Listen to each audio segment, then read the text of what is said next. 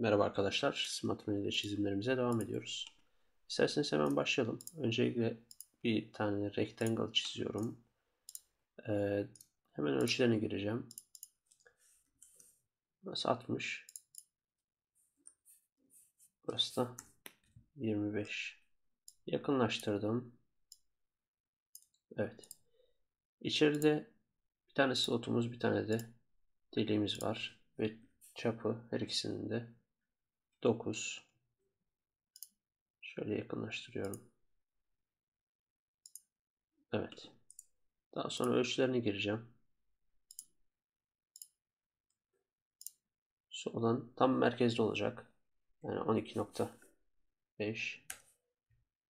Daha sonra buraya mesafemiz 10.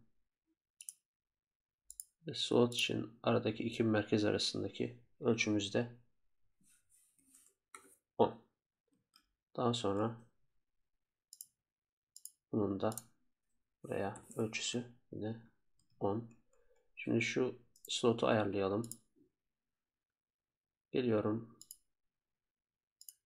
Hop, olmadı. Tekrar. Evet.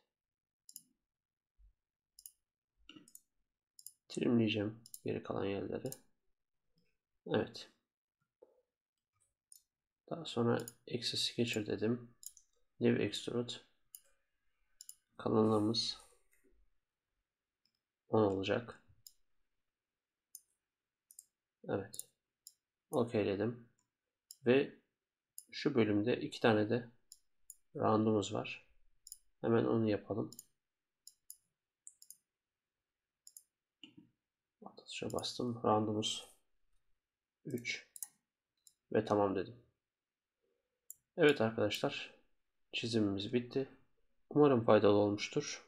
Bir sonraki çizimimizde görüşmek üzere. Kendinize iyi bakın.